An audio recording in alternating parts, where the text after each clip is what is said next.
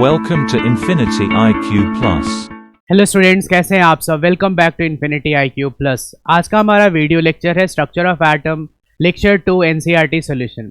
तो last lecture में हमने कहाँ तक क्वेश्चन सॉल्व किया था, from starting to question number 7। आज हम क्वेश्चन नंबर 8 ऑनवर्ड डिस्कस करेंगे। आज के डिस्कशन में फोटो इलेक्ट्रिक इफेक्ट के क्वेश्चन होंगे कवर, प्लस हाइड्रोजन स्पेक्ट्रम के भी हम कुछ क्वेश्चन कवर करेंगे। आई होप आपने लास्ट वीडियो लेक्चर देख लिया होगा। यदि अभी तक आपने वो वीडियो लेक्चर नहीं देखा है तो जाके उसे देखिए, लिंक डिस्क्रिप्शन में है, और फिर आप यहां से कंटिन्यू कीजिए। तो चलिए स्टार्ट करते हैं। क्वेश्चन नंबर 8 है, what is the number of photon of light with wavelength 4000 picometre which provide 1 joule of energy. यदि एक फोटोन, लाइट के क्वांटम को हम क्या बोलते हैं, फोटोन। लाइट भी पार्टिकल से बने होते हैं, जिसमें एक पार्टिकल का नाम क्या है, फोटोन। तो एक सिंगल फोटोन की वेवलेंथ पिकोमीटर में गिवन है।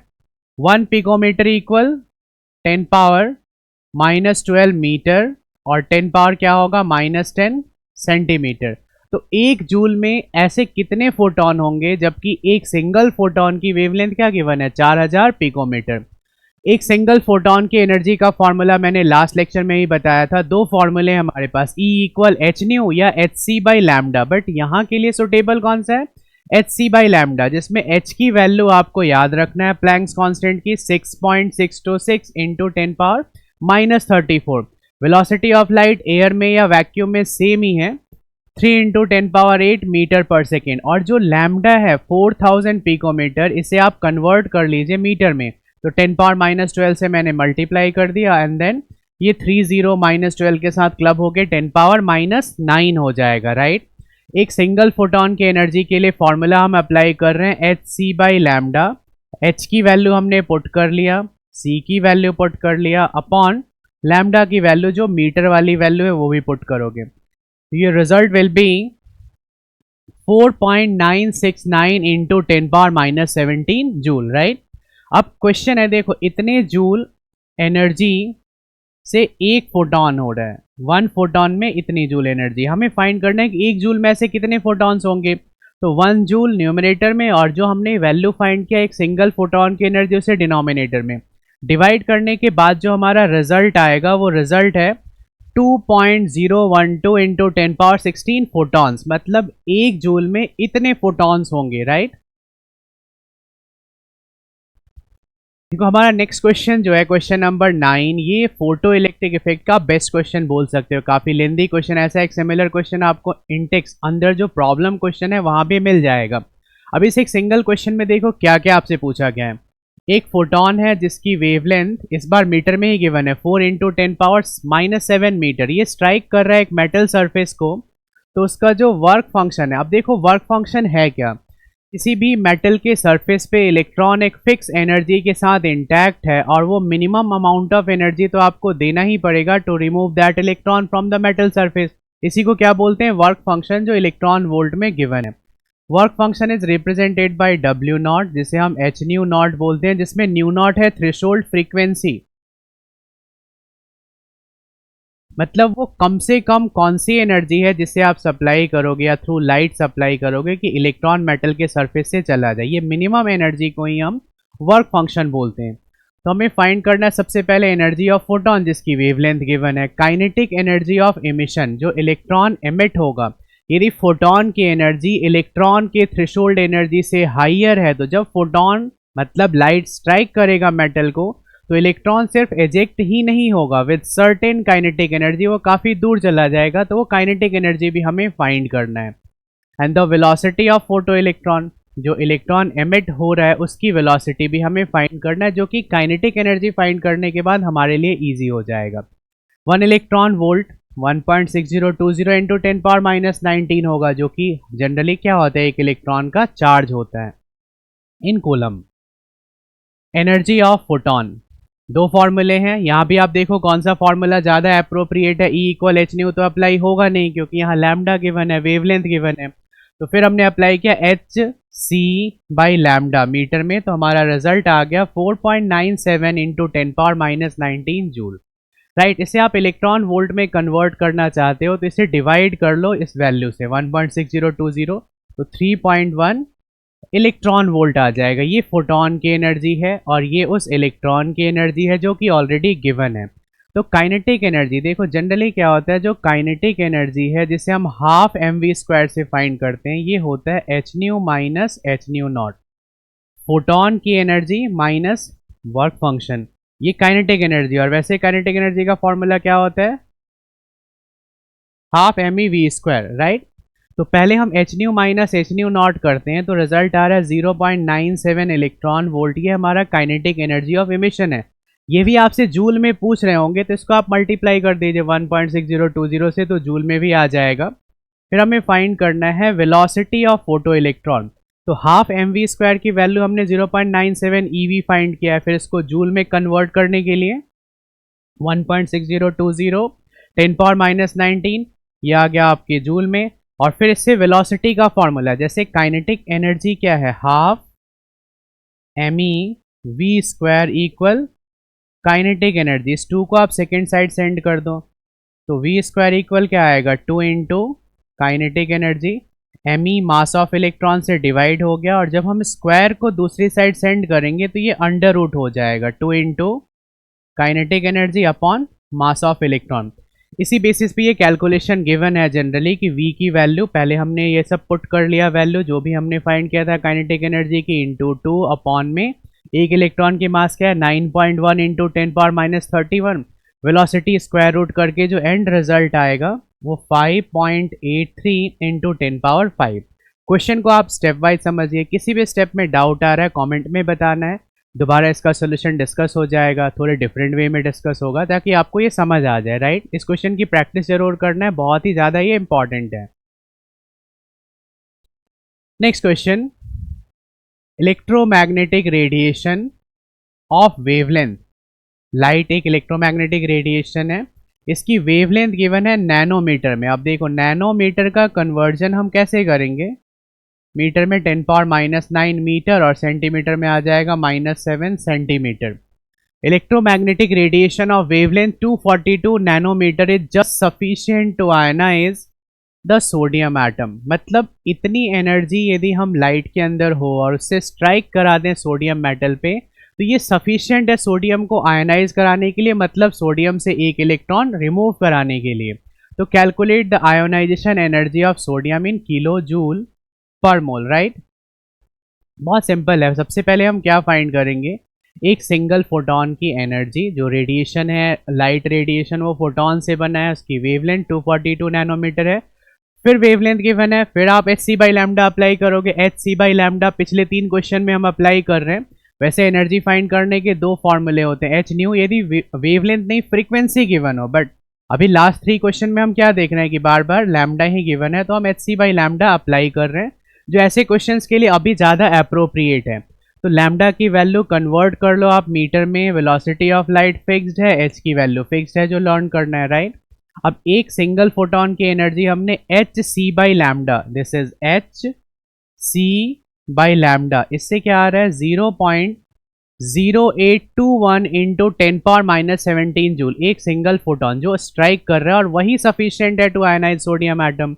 तो इसका मतलब क्या हुआ कि हमें आयनाइजेशन एनर्जी के लिए ज़्यादा कोई एफर्ट नहीं लगाना है, बस इसे मोल में कन्वर्ट करने के लिए जो वैल्यू आया उसे आप एवोगैड्रो नंबर से मल्टीप्लाई कर दो, तो आपका रिजल्ट इनिशियली जूल पर मोल में आएगा, बट हमें किलो जूल में कन्वर्ट करना है तो 1000 से इसमें डिवाइड भी कर दिया गया है।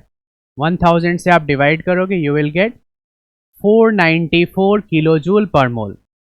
सोडियम मेटल के सरफेस पे एक लाइट से स्ट्राइक कराया जिसकी वेवलेंथ गिवन है 242 नैनोमीटर, और यहाँ से इलेक्ट्रॉन इजेक्ट हो गया, मतलब ये सफिशिएंट एनर्जी का फोटोन था जिसने सोडियम को आयोनाइज कर दिया।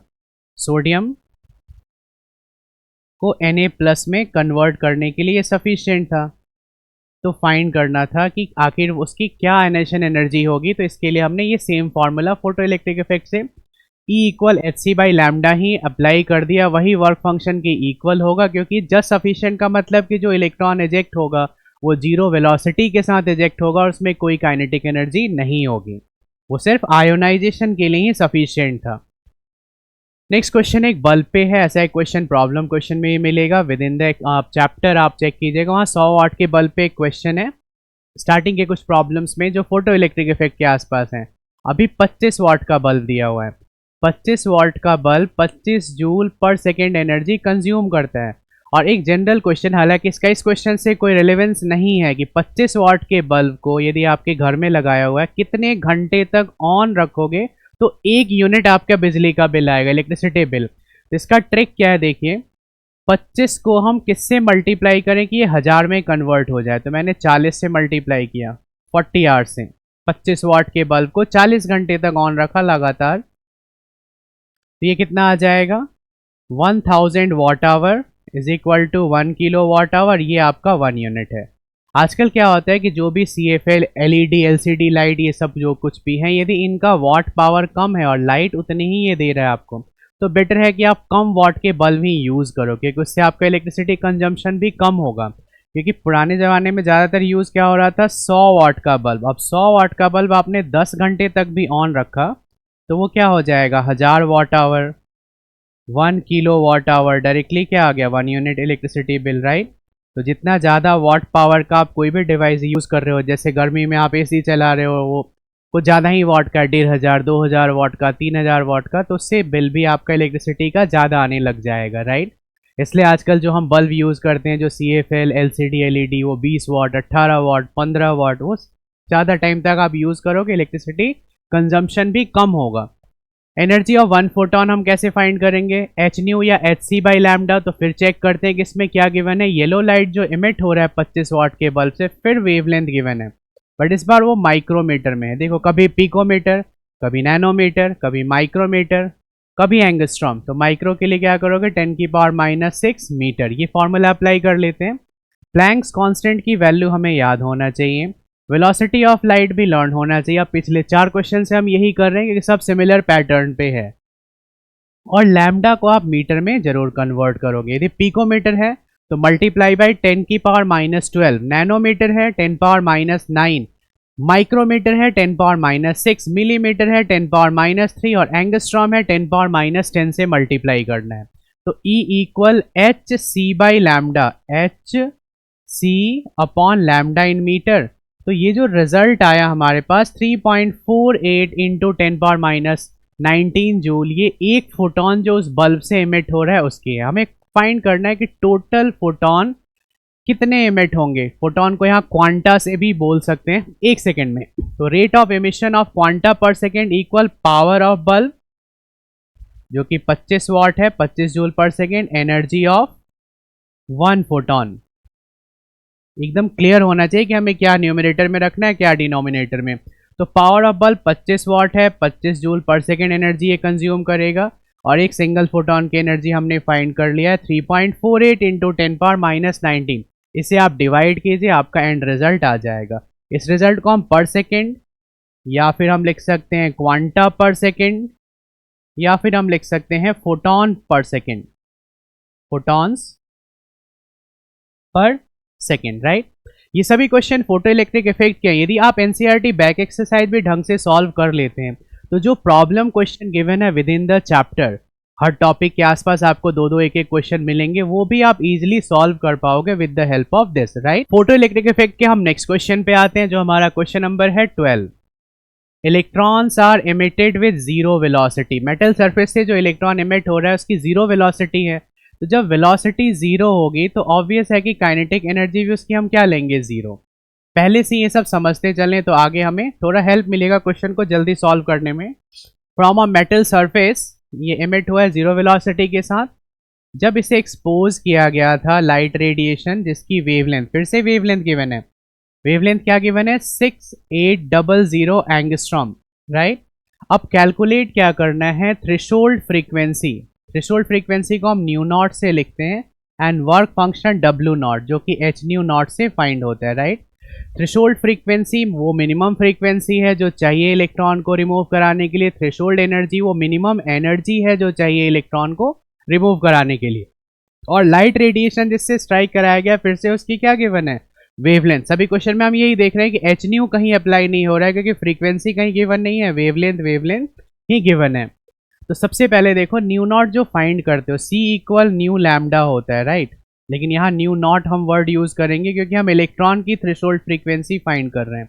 तो C upon lambda, velocity of light की वैल्यू अब तक आपको याद हो गया होगा इसी सेशन में 3 × 10⁸ और लैम्डा जिस भी यूनिट में गिवन है अब 6800। अब आप सब फेमिलियर हो गए होंगे कि एंगस्ट्रॉम को हम मीटर में कैसे कन्वर्ट करेंगे, और फिर इसे आप 68 × 10⁻⁸ लिख सकते हो। चार टर्म मैंने बताया जो बार बार यूज हो रहा है। एक पहला टर्म पिकोमीटर जो आज के सेशन में यूज हुआ, इसे हमने मीटर में कन्वर्ट किया -12। नैनोमीटर होगा, पिको के बाद नैनो 10⁻⁹।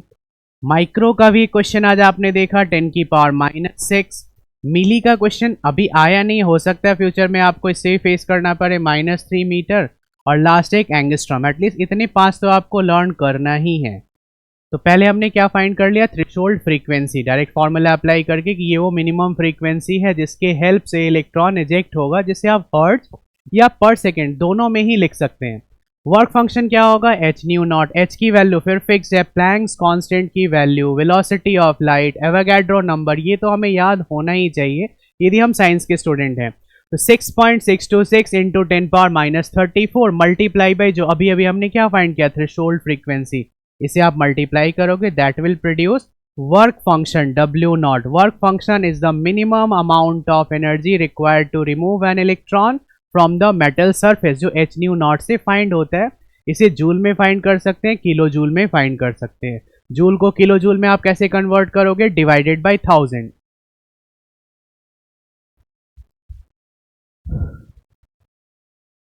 अब नेक्स्ट क्वेश्चन, अब देखो अभी तक जो हमने क्वेश्चन नंबर 8 से क्वेश्चन नंबर 12 तक डिस्कस किया वो सब प्लैंक्स क्वांटम इक्वेशन और फोटो इलेक्ट्रिक इफेक्ट पे बेस्ड थे। उनके फॉर्मूले से हम उसे सॉल्व कर रहे थे।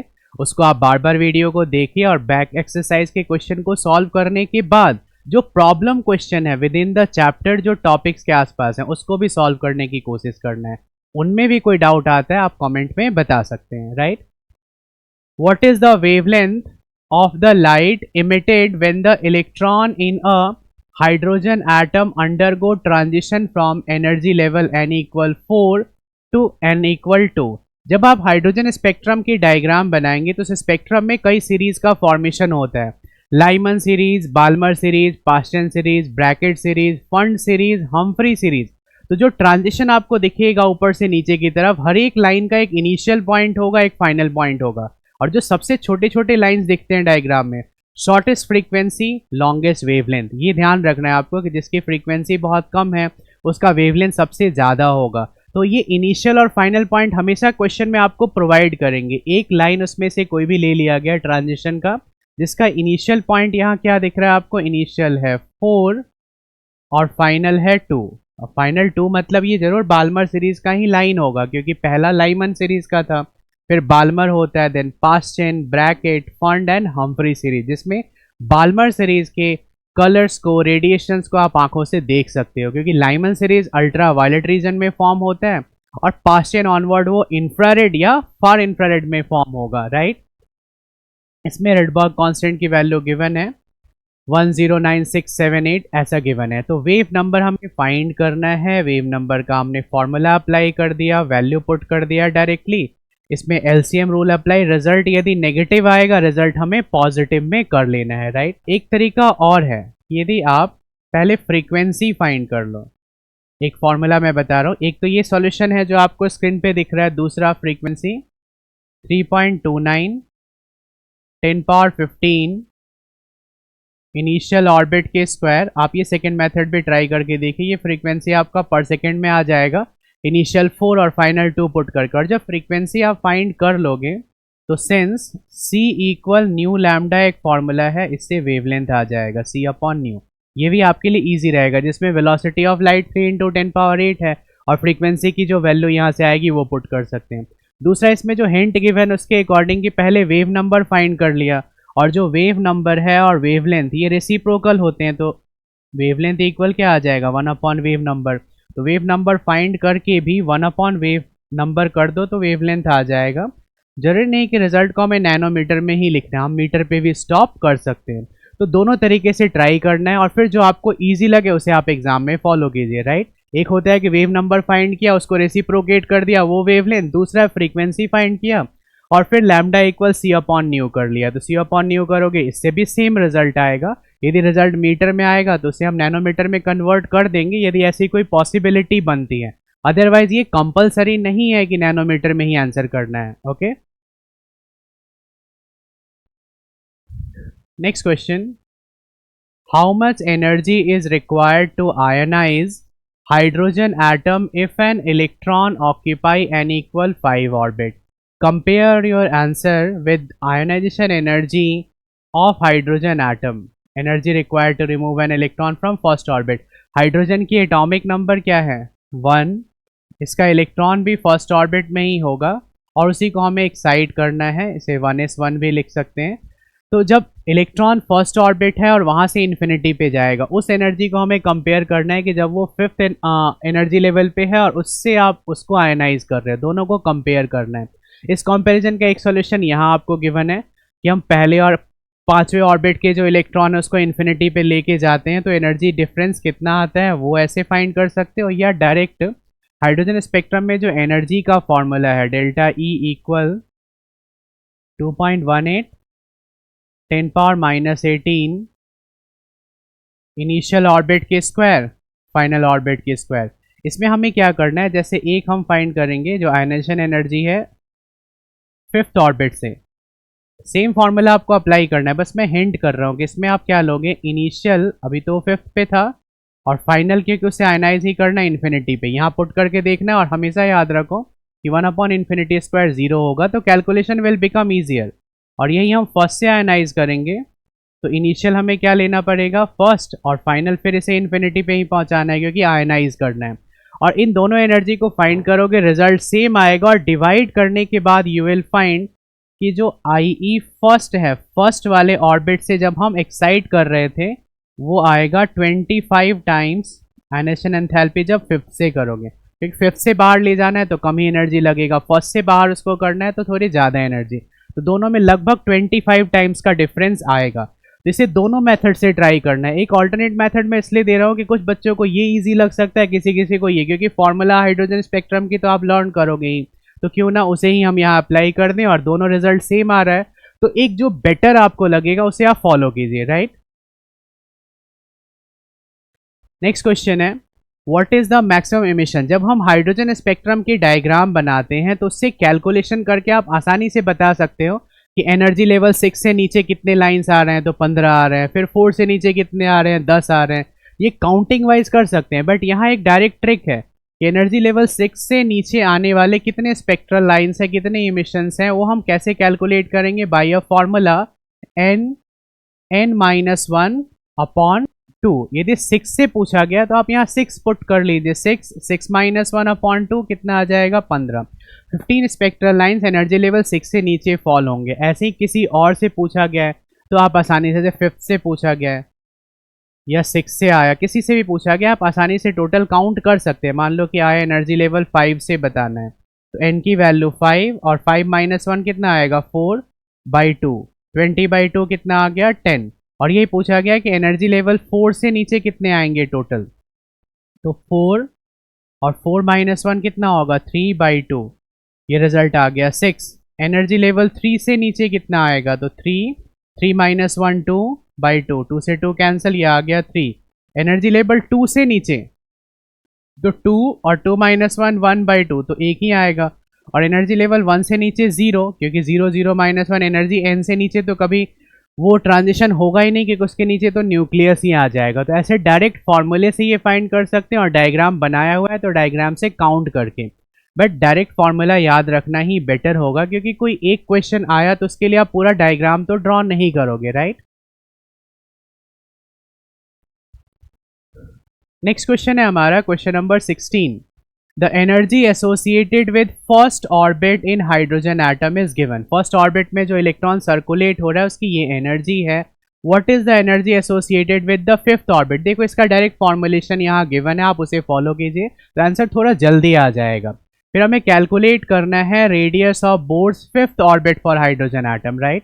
पहले क्वेश्चन के लिए एक सॉल्यूशन निकाला गया कि E1/E2 इक्वल N2/N1। ये थोड़ा क्लियरली मैं यहाँ लिख देता हूँ, E1/E2 दो डिफरेंट ऑर्बिट्स की एनर्जी है N2/N1 स्क्वायर। ये डायरेक्ट आपको हेल्प करेगा रिजल्ट तक पहुंचाने के लिए, राइट।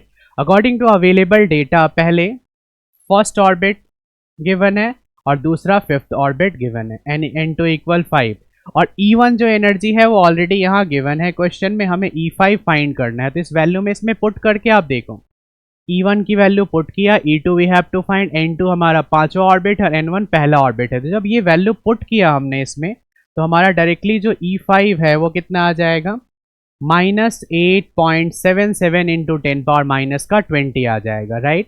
और यदि रेडियस फाइंड करना है तो रेडियस का ये फॉर्मूला है हाइड्रोजन के लिए, क्योंकि Z1 होता है तो अपॉन में वैसे हमने Z लिखा नहीं, 0.529 × n²/2। ये फॉर्मूला एंगस्ट्रॉम में, पिकोमीटर में, नैनोमीटर में, हर एक फॉर्म में डिफरेंट बुक में अवेलेबल होता है। तो पांचवें ऑर्बिट के लिए n की वैल्यू क्या पुट करना है, 5², Z तो 1 ही होगा। तो कैलकुलेट करने के बाद 13.225 एंगस्ट्रॉम आ गया या 1.3225 नैनोमीटर आ गया। इसका एक फॉर्मूला आप एनसीईआरटी में देखोगे तो नैनोमीटर में, पिकोमीटर में, डिफरेंट यूनिट में गिवन रहेगा। तो बोर्ड्स के जो इक्वेशन थे ज़्यादातर हाइड्रोजन वाले पे ही वैलिड थे या हाइड्रोजन लाइक स्पीसीज पे वैलिड थे। तो ये फॉर्मूला काफ़ी बेनिफिशियल हो जाता है ऐसे और भी कई क्वेश्चंस करने के लिए, जैसे पांचवा नहीं छठे ऑर्बिट का पूछ लें, तीसरे ऑर्बिट का, तो ये बेटर रहेगा। E1 E2 N2 N1 ये उल्टा है, 1 2 2 1 और यहाँ स्क्वायर है। इसमें से 3 वैल्यूज गिवन होंगी और चौथा आपको फाइंड करना है जो मिसिंग है। और Rn का फॉर्मूला 52.9 n² भी होता है जो पिकोमीटर में आएगा।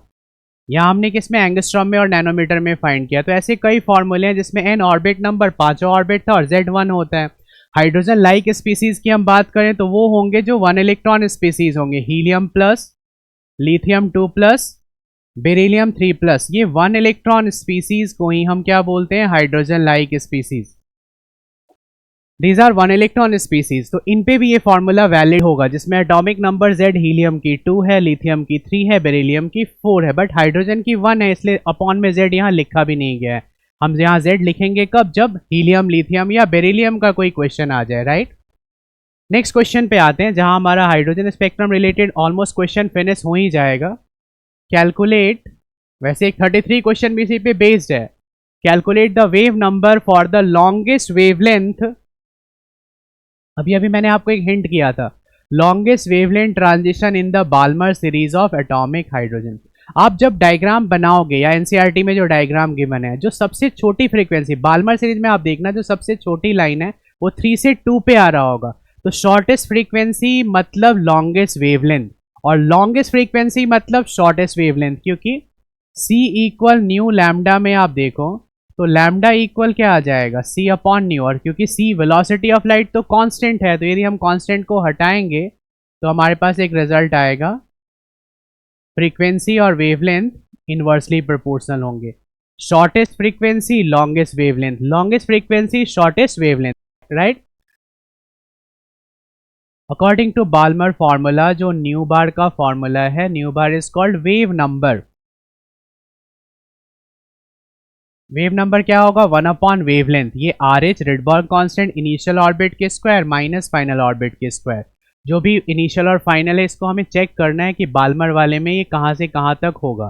तो मैंने क्या बताया कि जब हम बाल्मर का डायग्राम देखेंगे तो जो सबसे छोटी फ्रीक्वेंसी का लाइन, जिसको हम लॉन्गेस्ट वेवलेंथ बोल रहे हैं, वो 3 से 2 पे आएगा, 3 से 2 पे, राइट। तो 3 जब आप पुट करोगे तो आपका जो रिजल्ट आएगा वो ये आपका फाइनल। बट यही क्वेश्चन सपोज लाइमन पे होता तो लाइमन 2 से 1 सबसे छोटी लाइन है, अभी हमने क्या लिया 3 से 2। हर एक सीरीज में जो सबसे छोटी फ्रीक्वेंसी वाली लाइन है वो सबसे शॉर्टेस्ट फ्रीक्वेंसी की होगी, बट वेवलेंथ उसका क्या हो जाएगा, लॉन्गेस्ट हो जाएगा।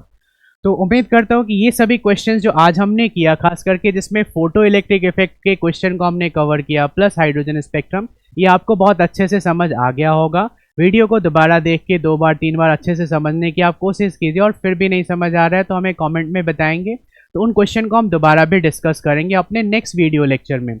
नेक्स्ट जो हमारा टारगेट होगा उसमें आप देखोगे जो क्वेश्चंस आएंगे वो ऑर्बिट से रिलेटेड होंगे, क्वांटम नंबर से रिलेटेड होंगे, आइसो इलेक्ट्रॉनिक स्पीसीज से रिलेटेड होंगे, कुछ बोर्स ऑर्बिट पे भी हैं, डी ब्रॉगली वेवलेंथ पे भी हैं। तो ऐसे कई क्वेश्चन हम नेक्स्ट वीडियो लेक्चर में डिस्कस करने वाले हैं। उम्मीद करता हूँ कि ये वीडियो लेक्चर आपके लिए हेल्पफुल रहा होगा टॉपिक को समझने में, एनसीईआरटी सॉल्व करने में। तो वीडियो लेक्चर को यहीं फिनिश करते हैं। Thanks for watching and all the best. Follow and subscribe us for more.